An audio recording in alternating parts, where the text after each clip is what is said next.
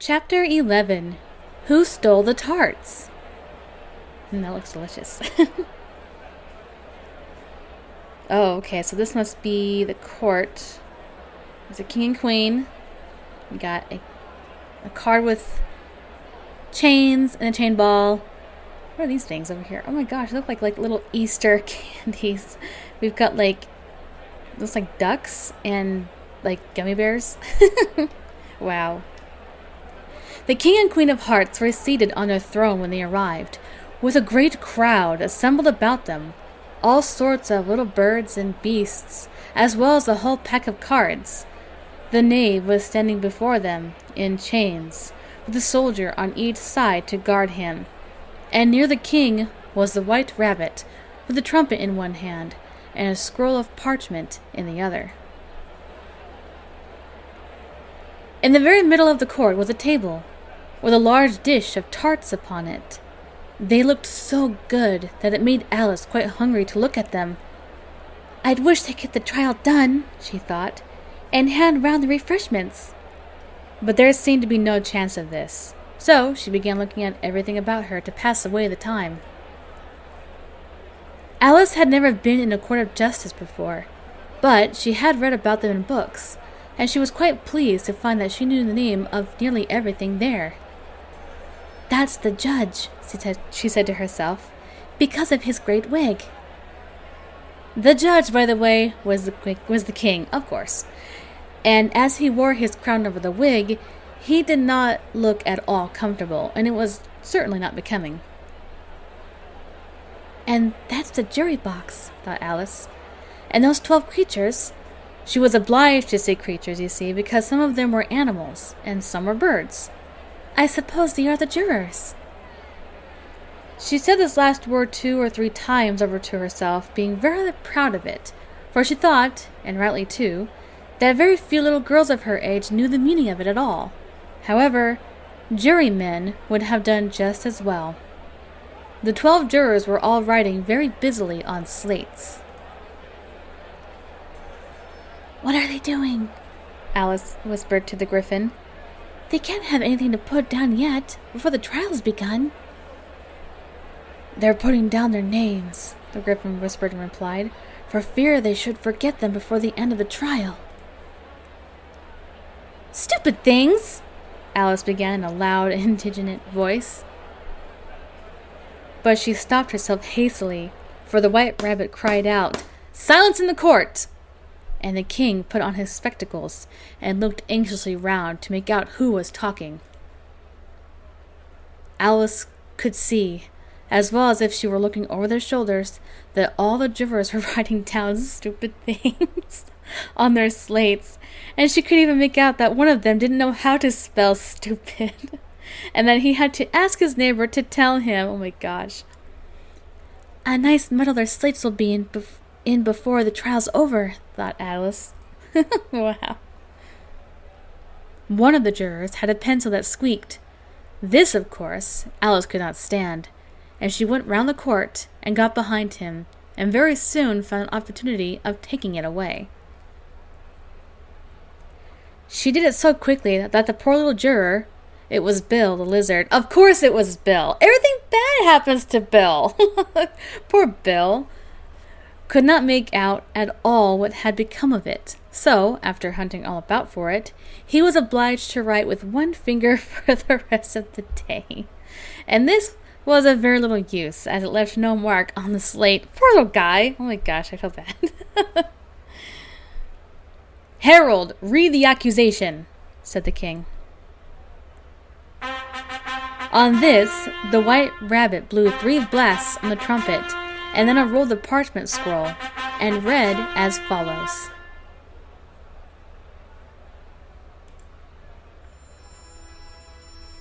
"The Queen of Hearts, she made some tarts, all on a summer day.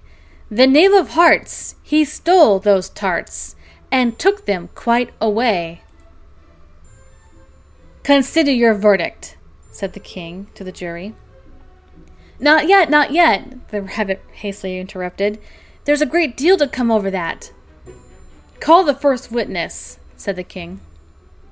And the White Rabbit blew 3 blasts on the trumpet and called out, "First witness!" That's Mad Hatter. You know, that Hatter really does have a cool outfit. I love it. The first witness was the Hatter. He came in with a teacup in one hand and a piece of bread and butter in the other. It's still tea time. "I beg your pardon, your majesty," he began, "for bringing these in, but I hadn't quite finished my tea when I was sent for." "You ought to have finished," said the king. "When did you begin?"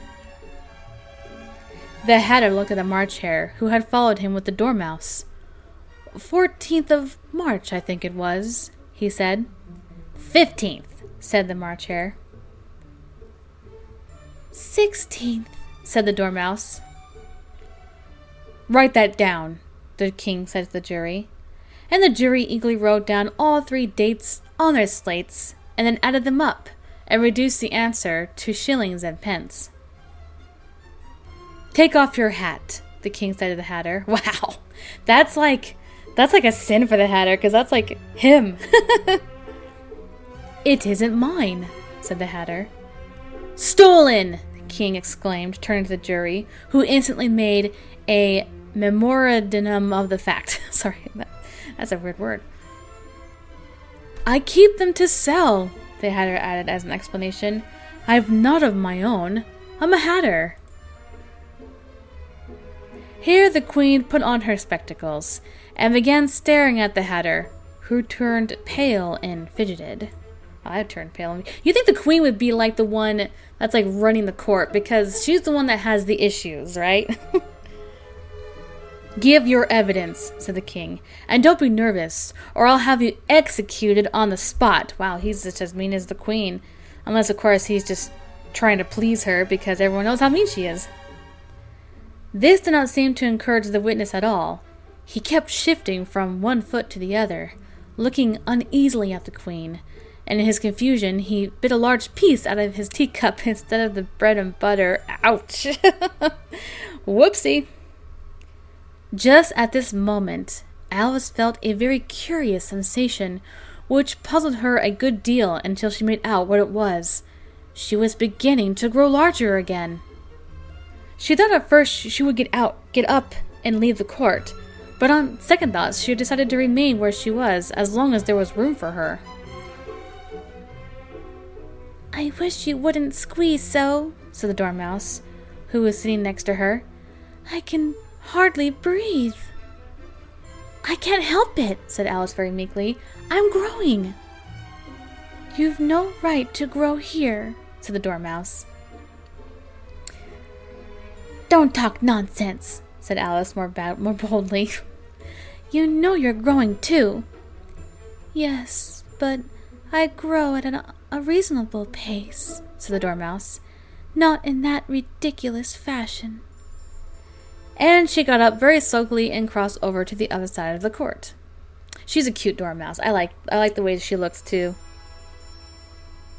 All this time the queen had never left off staring at the Hatter, and just as the Dormouse crossed the court, she said to one of the officers of the court, "Bring me the list of singers in the last concert." On which the wretched Hatter trembled so that he shook both his shoes off. Poor Hatter. "Give your evidence," the king repeated angrily, "or I'll have you executed whether you're nervous or not." "I'm a poor man, your majesty," the Hatter began in a trembling voice, "and I hadn't just begun my tea. Not above a week or so, and with the bread and butter getting so thin and the twinkling of the tea." "The twinkling of what?" said the king. It began with the tea," the Hatter replied. "Of course twinkling begins with the tea," said the king sharply. "Do you take me for a dunce? Go on." "I'm a poor man," the Hatter went on, "and most things twinkled after that. Only the March Hare said—" "I didn't," the March Hare interrupted in a great hurry. "You did," said the Hatter. "I deny it," said the March Hare. She denies it, said the king. Leave out that part. Well, at any rate, the Dormouse said, the hatter went on, looking anxiously round to see if she would deny it too. But the Dormouse denied nothing, being fast asleep, of course, said Dormouse.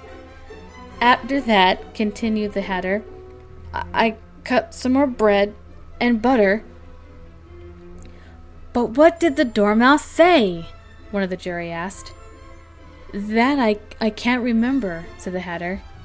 You must remember, remarked the king, or I'll have you executed. The miserable hatter dropped his teacup and bread and butter and went down on one knee. I'm a poor man, your majesty, he began. You're a very poor speaker, said the king. Here, one of the guinea pigs cheered and was immediately suppressed by the officers of the court. As that is rather a hard word, I will just explain to you how it was done. They had a large canvas bag, which tied up at the mouth with strings. Into this they slipped the guinea pig's head first, and then sat upon it. Oh, poor guinea pig, what the heck? Wow, this is some court. This is some trial. I'm glad I've seen that done, thought Alice. I've so often read in the newspapers, at the end of the trials, there was some attempt at applause, which was immediately suppressed by the officers of the court. And I never understood what it meant till now. If that's all you know about it, you may stand down, continued the king. I can't go any lower, said the hatter. I'm on the floor as it is. Then you may sit down, the king replied. Here the guinea pig cheered and was suppressed. Oh, man. Wow. Come, that finished the guinea pigs, thought Alice. Now we shall get on better. I'd rather finish my tea, said the hatter, with an anxious look at the queen, who was reading the list of singers. You may go, said the king, and the hatter hurriedly left the court, without even waiting to put his shoes on. And just take his head off outside, the queen added to one of the officers. Oh my gosh! Wow! Don't cut off the hatter's head, please. I like the hatter. But the hatter was out of sight before the officer could get to the door. Good. I'm glad. Call the next witness, said the king. Oh, it's the Duchess's cook this time. The next witness was Duchess's cook. She carried the pepper box in her hand, and Alice guessed who it was, even before she got into the courtroom. By the way, the people near the door began sneezing all at once. Give your evidence, said the king. Shan't, said the cook. The king looked anxiously at the white rabbit, who said in a low voice, Your Majesty must cross-examine this witness. Well, if I must, I must, the king said with a melancholy air, and after folding his arms and frowning at the cook till his eyes were nearly out of sight, he said in a deep voice, What are tarts made of? Pepper, mostly, said the cook. Treacle, said a sleepy voice behind her. Collar that dormouse, the queen shrieked out. Behead that dormouse! Turn that dormouse out of court! Suppress her! Pinch her! Off with her whiskers! Gosh, so mean, shut up! You're not the judge here. I guess you kind of are. But for some minutes, the whole court was in confession, getting the dormouse turned out, and by the time they had settled down again, the cook had disappeared. Oh my gosh. I like the dormouse. Leave her alone. Never mind, said the king with an air of great relief. Call the next witness. And he added in an undertone to the queen, Really, my dear, you must cross-examine the next witness. It quite makes my forehead ache. Alice watched the white rabbit as she fumbled over the list, feeling very curious to see what the next witness would be like. but they haven't got much evidence yet, she said to herself. Imagine her surprise when the White Rabbit read out, at the top of her shrill little voice, the name Alice. Alice is going to be the next one? How do you even know her name? Did she even say her name in the stories? I don't remember. Wow. Thank you so much for watching Chapter 11 of the Book of Alice in Wonderland series. I will be posting the last chapter of Alice in Wonderland. In this next chapter, we are going to see Alice in the stand. And what does she have to say to the king and queen, who are really mean? I guess we'll find out. Like and subscribe, and I will be posting the next video soon. Later, guys!